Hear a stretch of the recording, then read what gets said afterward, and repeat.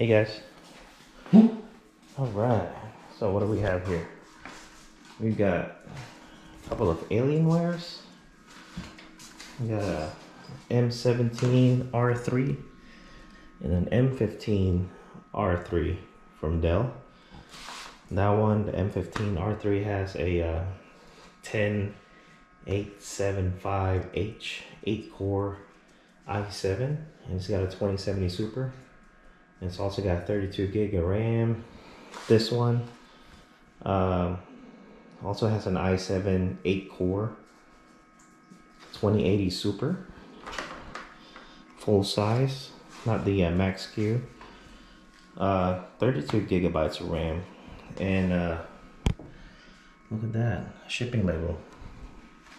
Guess what? They're both going back to Dell. I bought two, you know, because I need laptops for traveling, and I didn't know which one to pick, so I just bought two of them. I was just gonna keep one, but I'm gonna end up returning both of them because they keep freezing. So it's too bad. Hi there, I'm Cortana, and I'm here to help. I've already resetted this one. It's ready to be shipped back. There, and we'll have your PC ready for all you plan to do.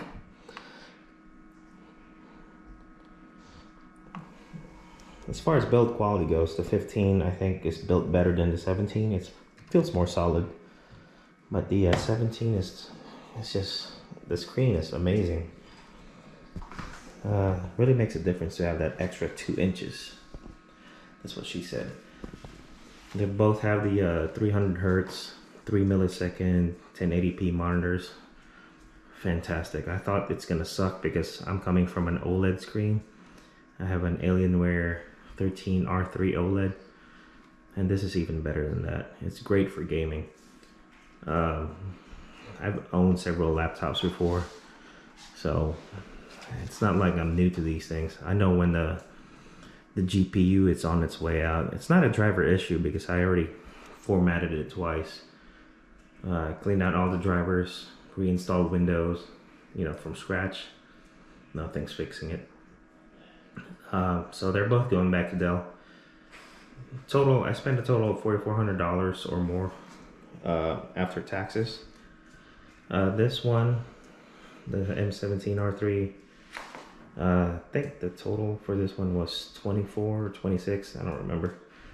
The other one is 18. You can get them cheaper now because they're on sale on Black Friday, but man, that's too bad. They're both going back. They're both certified refurbished, so I mean they still have their plastics on them, you know, so it looks like it's brand new. It wasn't dirty. I mean, it smelled brand new. But I already printed out my shipping labels. The next one that I'm gonna get when I get my funds back, it's gonna be an M17 R3, no doubt, because I mean it might not be as portable as the M15, and it's heavier, but I don't necessarily need it to be as light as possible because I travel with it every day. I mean, this is convenient, but this thing is fucking hot, man. It runs really hot, especially when you're gaming. The keys are warm to the touch, not very comfortable. And not only that, both of their batteries only last for about an hour and a half if you're lucky.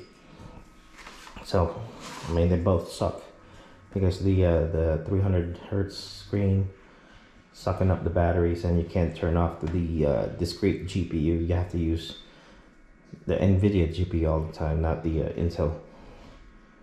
So, I mean, both of them are good. You can get one of these for $1,600. You know, 8-core Intel i7, 32 gigabytes, 1 terabyte RAM, 2070 Super, non-max Q, and then this one you can get it for, after taxes, maybe $2,300 now. You know, i7 8-core 2080 Super, non-max Q, 32 gig RAM, 2 terabyte NVMe. It's just too bad. I really like the specs. You know, if it didn't freeze all the time, I would have kept it. But it just keeps freezing. I mean, I already know that the GPU is on its way out. So whenever it's doing that. My opinion, if you don't mind the weight or the size of it, get the M17. But if you're traveling, going different classes, or you need something really portable, M15. So who knows? I might just buy another two, and we'll see. It's just too bad. Both of them are having black screening issues, random reboots, freezes. Hell, I'm just doing web surfing. You know, I have maybe 2 windows open, and it's freezing already and crashing. So that's definitely a GPU issue. Could be a driver issue, but I don't have time to mess with that, you know. So they're both going back. Anyways, bye.